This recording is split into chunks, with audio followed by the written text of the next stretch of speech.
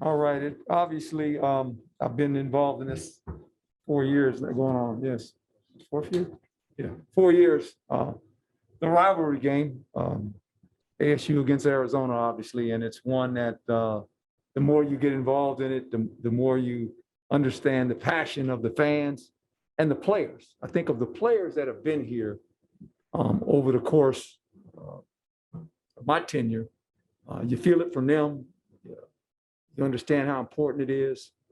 And we talked about it Monday when the guys came in, or excuse me, Sunday, when the players came in. We talked about the rivalry, the cup.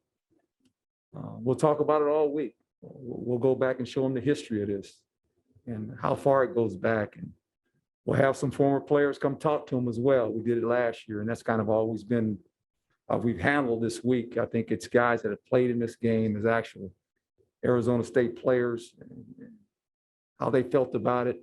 It's senior day for us that day, which is important. So there's a lot that goes into it. When you watch these guys on tape, they're a very competitive group. Now they play hard. They really do. They play hard. They've got them playing hard, and they've got some good players. And so a game like this doesn't matter what the records are. We know what this thing's about, and our players will know, especially the young ones, the freshman kids we have. They kind of understand, but I think the more they learn about the rivalry of this thing, the better. Questions? Chris Carbon, son of a source. Herm, now that you've been able to watch that game and think about it a little bit more, the offensive problems that have been apparent through the season, what do you make of them, and just what do you think about what you have to really do to get on some kind of a better trajectory? Well, I think the trajectory is the passing game. The running game has been pretty good. Now, last week, not so much, and they piled up on us and got us in some bad downs, and we weren't able to run the ball like we would like. But with that being said, if you have an efficient passing game, that helps you. And if you look at the beginning of it, first play we run, next play we throw a pass and it gets intercepted. And then the next series we go 3 and out. And then the next series we go 5 plays and we punt. And then we finally get into a groove. I think we go 9 plays. I'm not quite sure. And we miss a field goal. So I just think the flow of the offense is kind of where we're at, and how we get better with that. That's the critical part, for us to get it going on offense. And we have to be able to throw the football with consistency. Guys getting open, man-to-man coverage, that's important. And the chemistry of guys being in and out of lineup with Jaden hasn't helped. I told Jaden when he first became a starter his freshman year, he had a pretty good receiver. His name was Brandon Ayuk, first round pick. And that can bail you out. We don't have that guy yet. Right? We don't have that guy. I mean, we have some players, some good players, but they're young. A lot of them with not a lot of experience. These guys have been in and out of lineup. I mean, just the whole. I'm not making excuses, but that's the reality of it. And so, I just think that we got to get that thing tuned up and get it going. Yes. Do you think it's primarily personnel related? Are there confidence issues or other factors that are at play because of what you're talking about with Jaden? Well, I think this. I think when you're not playing the way you imagine to have the ability to play, yeah, there's some confidence in it, right? Sure there is. I mean, that's confidence is kind of interesting. If you drop a ball, then when you catch it, you get your confidence back, right? And so that's what we got to do. We got. When you looked at our offense versus UCLA, passing wise, right? It was like, oh, it's pretty good. We got to get that back. We got the running part pretty much, but now we got to get the passing part. The Athletic. Herm, you mentioned senior day, and in the Yes. past, you'd be able just to go on the roster and look at all the seniors and say, okay, that's who's going to be honored. It's a little bit more complicated now with the extra year with COVID.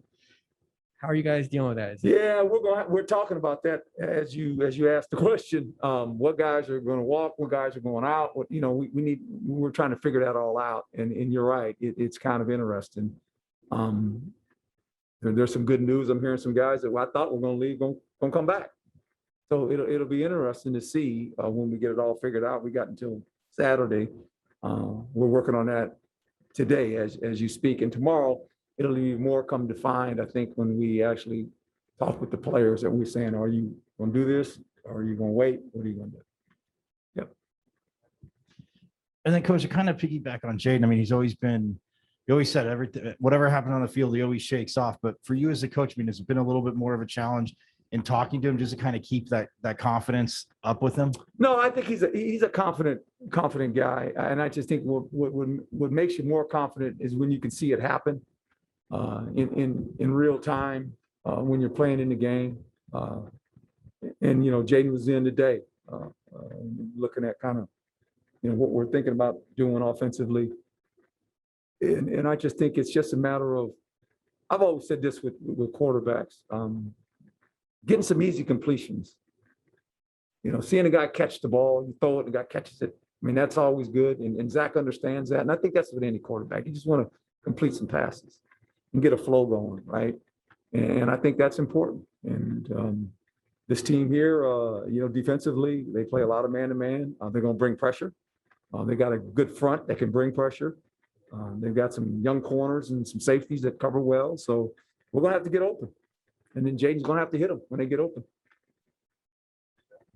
Michelle Gardner, Arizona Republic. Coach, I talked to Chase Lucas last week, and I was talking to him about maturity and where he needed to come from. And he said you had a talk with him, you and AP, 2 years ago about what he needed to do if he wanted to play at the next level. What all can you say about that talk and how Chase has responded since then? Well, I think just his work ethic.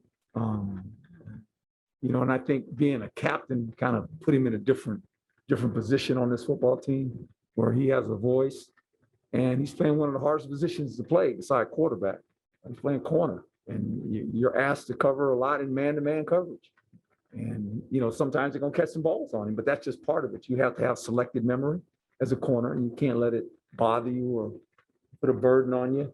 But I think he is playing well. He's playing at a high level, and he's one of our team leaders. And it's just fun to watch him from when I first arrived here to right now, where he's matured as a young man.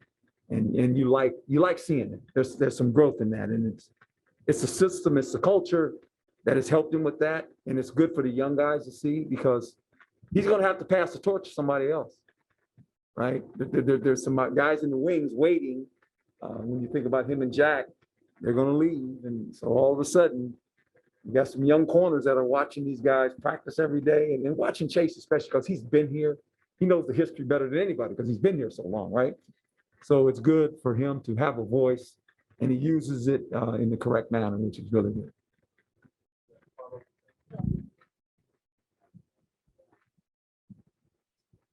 Hey, Coach, in the back, Zach Keenan, Devil's Digest. I asked you this question last year, and you said that you were thankful for your family, your health, and the opportunity to spend time with family. I'll ask you again, what are you thankful for this year? We approach Thanksgiving. Well, I think we've kind of learned how to deal with COVID, right? That's when you think about it, the world. Now everyone's not in the same position that a lot of people are, depending on where you're at. But COVID's not far from my mind at all. What we all had to go through last year, right? You folks, us, I mean, there's people in the stands. I mean, I can talk to you this way. I still got a mask, but I can talk to you this way. I'm thankful for that. That has kind of made it, when you think about sports, fans are back in the stadiums, you watch television, fans are in this, right? It's different. I'm very, and I appreciate it. I really do. And I don't take it for granted. I really don't. I don't take it for granted. I think when you get my age, and I'm understand I'm old, but you just appreciate the things that I think sometimes we take for granted. It's interesting. When you look at stuff, you look at life, especially for me, when I look at names that come across the ticker of great athletes, that are around my age or a little bit older that have passed away. You know, you look at that, and when you're 25 years old, you used to see it, it's like, oh, but when you're my age, you look at it and you go, oh, you know, and there's a little bit of a, I'm just thankful. You know, I'm thankful for every day I have. I really am, because life is shorter than we expected. Sometimes we have this, you know, calendar in our brain saying, oh, all of a sudden, one day I became 50. I went, wow. Now I'm getting close to 70. I'm going, wow. And I never would have thought it. I don't think that, but I know that's going to be the number. You know, some years, I still got some years left before I get there, but I'm getting close. I'm on the other side of it, right? And you see it. And I've been in football my whole life. You know, I've played in Thanksgiving Day games. I've all that kind of stuff, man. I watched it when I was a little kid, saying, I want to play in the NFL in a Thanksgiving Day game. And Thanksgiving, I never forget it. Thursday's coming. And all your family, all your friends, all your loved ones, hopefully you can gather them. You know, last year you couldn't do that. A lot of people were nervous about that, right? Now this year you can do that. And I know when we get ready to carve the turkey, there's always some people that I'm thankful for in my life. There's people that are no longer here. And I say a prayer for them as well, every Thanksgiving. So I think we have to be thankful for that. Herm, Zach Hill's been between the field and the box in games a few times, and he's been maybe a little more divided this year between coaching quarterbacks and receivers, and you have Wade and Trey Anderson. Right. Have those things had any sort of impact on what you're trying to get done with the passing game? Yeah, I don't know that so much. I just think that it's just we haven't been consistent. You always look for consistency. If you say running game, you go, wow, A+. I mean, really, we've been pretty good running the football, and it's been consistent. It's been a kind of our staple. But really, since we've been here, that's kind of been our staple. Run the ball. We've been fortunate to have some good running backs, right? And good offensive line play. But I think, you know, coming into this, we wanted to be a little bit more explosive at the wide receiver position and in the passing game. And we've seen it in little spots. But lately, it's just, you know, it hasn't been what you want. And we, you know, I'm not criticizing. That's what it is. It's not, I'm not pointing the finger at a coach or a player. I don't do that. It's just, we got to come together collectively and get more out of our passing game. Hey, Herm, Autumn Thompson, 12 News. Coming up on the territorial game on Saturday, what's been your whole reflection about the season? About the season or the territorial? No, this entire season. It's been like all seasons. There's been some highs. There's been some, I wouldn't say lows. There's been some wow, right? And that's football. I think if you look at our conference, every coach would say that. Every coach would say that. Whatever team they're coaching, there's 12 of us. If we're in the South or the North, they would all say, oh, there's been some wow, and then there's been some really. And if you look at it, at the records of teams in it, they're just kind of like, you know, it's interesting, right? Last week, if we can win, we get 8 wins. I don't know. You look at the conference, okay, then compare it to everybody else in the conference. What does it look like? And so that's what this Pac-12 is about. I said it when I first was involved in it and got involved in it. It's interesting how it all shakes out at the end. Hey, Coach, Jonah Krell, WCSN. Darius Henderson. Every time he talks to the media, he seems to make us laugh all the time. I talk to him. He's sort of like a gentle giant off the field. Based on your interactions with him, what is his character off the field? And then on the field, how have you seen him grown this year? Because he's had a pretty good year as well. Oh, he's been tremendous. Came in there as a freshman, had to play tackle, right? Moved in the guard, and he is actually becoming one of the leaders there, and he's going to have to be the leader there next year because we're going to be missing some guys. But he has a voice. He's very hard on himself as a player. You know, he's very, very, very, very hard when he doesn't play well. And just to watch him from his freshman year, when we played Michigan State, right? And we're going, oh boy, he's gonna have to block those guys. And he went in there and he just played. And it was like, how about that? You know, from that day going forward, just how he's really grown up and how he's more mature as a player. You know, he has a voice. Before he didn't say anything, didn't say a lot. Now his personality comes out. And I think they all do. You know, eventually you get in a culture where you go, okay, you know, I tell him all the time, I say, man, you've earned the right. You've earned the right. You've been a starter since you've been here. Your voice, when you say things, it means something to people. You know, because you've earned the right by what you've done on the grass since you've been a freshman. So I think it's fun to watch him grow as well. Coach, Prince James Story, Cronkite News. Is there a specific play or moment from like previous games versus U of A that just are stuck in your head that you look back on and like, wow, that was great? Previous play, I don't know. I just think they all have been different in a sense, you know, but you understand the impact of it all when you're out there playing. And you can feel the electricity, whether we go down there or they come up here.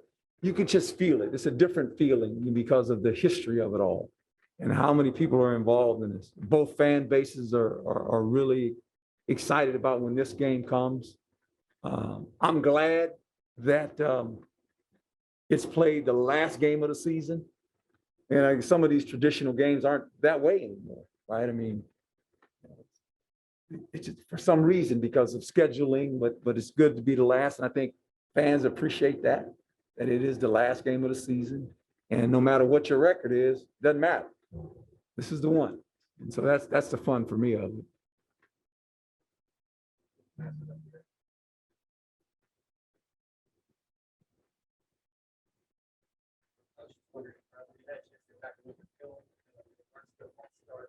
Mhm.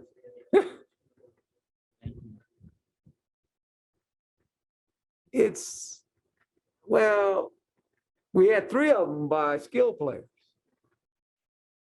On lose side of that, running back, wide receiver, and the 2 running backs actually, right? And then 3 were on offensive linemen.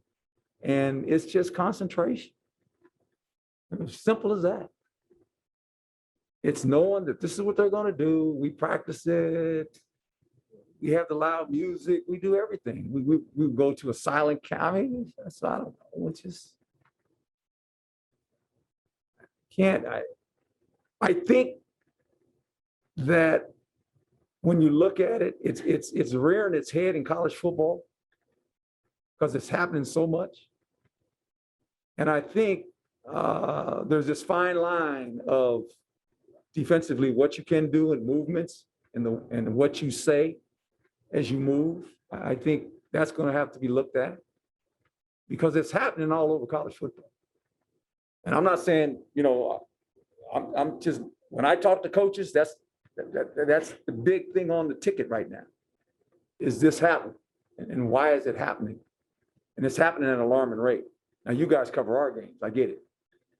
But it's happening through college football. It just ain't, oh, it's ASU.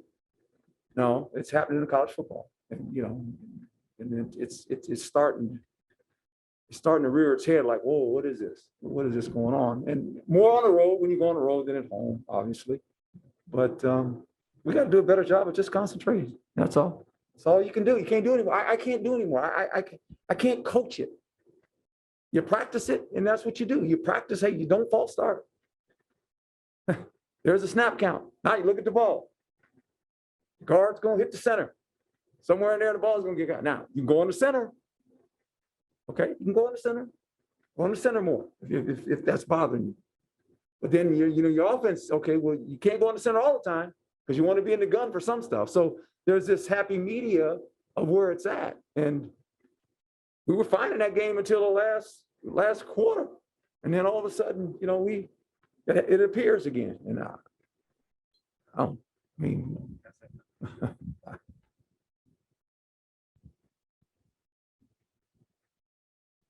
Coach, sometimes it's hard to get up after a loss, especially one like you just had. But I imagine having a territorial cup is good in the sense that it's not hard to get up for that game.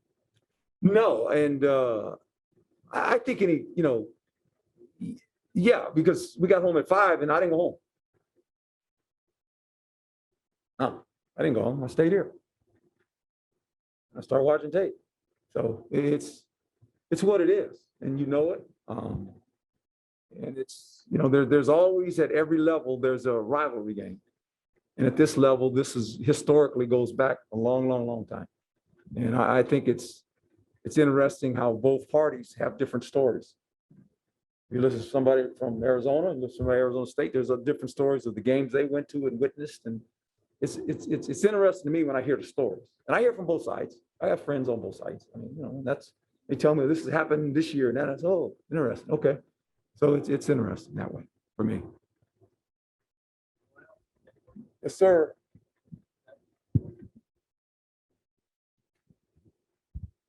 Coach, last year, Jed Fish, to put it lightly, took over a program that was struggling. What have you seen him do with the U of A, U Arizona program since taking over, maybe not only in coaching, but also in the recruiting pool in the state? Yeah, they've done a nice job of really, in my opinion, of playing with a team that has a lot of energy. They run a little bit of the New England offense, which is multi-dimensional, what they do with players, how they attack different defenses.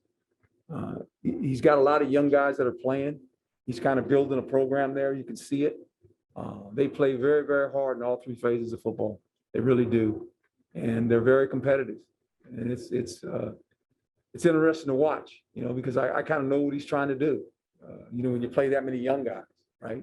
And I think if you look at the first game compared to now, there's development in those young guys. They've got a lot of snaps under their belt now, and they're more confident, and they're going to get better. So it's a hard task, but he's done a really good job. That whole coaching staff has done a good job, and the players are responding well too.